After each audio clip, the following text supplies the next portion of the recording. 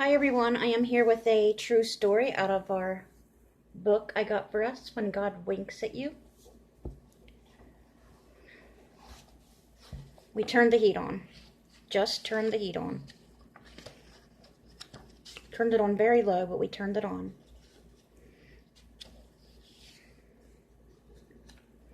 Okay. So this story, let me see here. It does not have a verse before it. So, and it's a short one.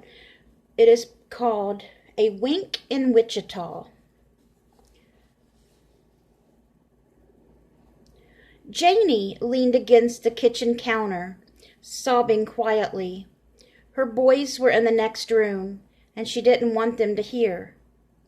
In a depressed daze, she kept opening and closing the refrigerator, then the cabinet doors, hoping to find something she'd somehow missed for the kids to eat.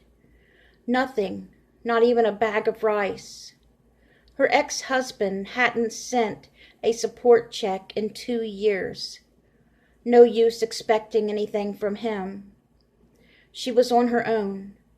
It had been 30 days since the aircraft laid her off, and she couldn't think straight. She couldn't find a solution to her problem. Couldn't imagine how she could buy groceries or make the house payment before the next unemployment check would arrive. The boys' laughter rose from the den.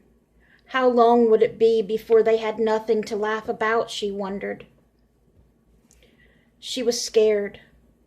With the downturn in the airline industry after September 11, 2001, she was just one of 11,000 workers who'd lost aviation-related jobs in Wichita. Without special skills, she wouldn't be on anyone's list to rehire. With a quiet sigh, Janine closed her eyes. Her lips moved ever so slightly with her prayer of depression. So sad, so depressed, not knowing what else to do, worried about her children. Janine, in desperation, all she knew to do was to say a prayer. The doorbell rang, or tried to give off its annoying buzz. Something was wrong with it. But like the peeling paint on the house, the car that leaked oil, and the washing machine that filled only halfway, it was just one more unfixable problem way down her list of priorities. Janine hastily wiped her reddened eyes with a damp paper towel and peered through the front door glass. She recognized the man on her front stoop. He wasn't a friend, just an acquaintance from church. She hadn't spoken to him in years. Why was he here now, standing on her porch at 5:30 in the evening? "Hi, Steve," Janine greeted, surprised that she'd remembered his first name. "Come on in." As he stepped into the hallway, he looked a bit surprised himself even to be there. "Janine, you'll never guess why I'm here. I hope you don't think I'm crazy, but God wouldn't let me go home tonight." Janine just looked at him. "He wouldn't let me go home until I wrote you a check." Janine's mouth fell open. "A check?"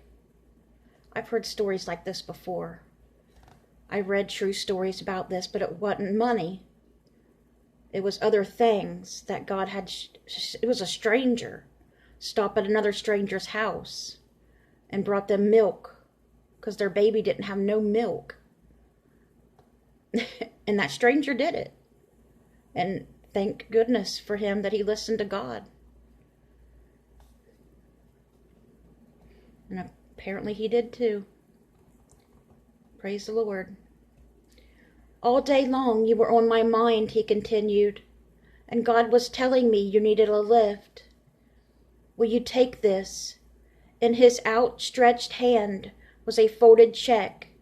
Janine mutely looked at the check for $800, then back to Steve, stunned by his generosity, and even more by God's message to her. "Thank you," she whispered. Her heart lifted, knowing she wasn't so alone after all. Now she could buy groceries and even get the boys a treat. "You don't have to pay me back," Steve said hastily. "It's a gift, and I want you to call if you need any more later." "Thank you," she repeated, too choked up to speak, but this time with her face uplifted to God.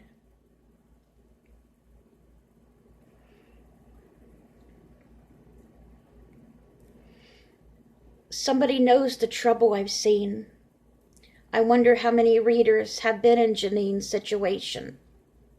Downsized, pummeled by unexpected trouble, or otherwise left in a state of despair, up against the probable wall, staring at a checking account that was incapable of paying the rent and putting food on the table, and reviewing those dark times. Was it your faith and the power of prayer that pulled you through? Was it? Did somebody you know, or somebody you knew but not too well, or even a stranger, help you out when you least expected it? That was a God wink. God sent that person. He loves you. You're his child. He's our Father, and he's there for us. Always know, it wasn't just a coincidence. It was a God wink. God saying, "I'm here. I'm right here with you the whole time. We're going through this together. Have faith." Good night, guys.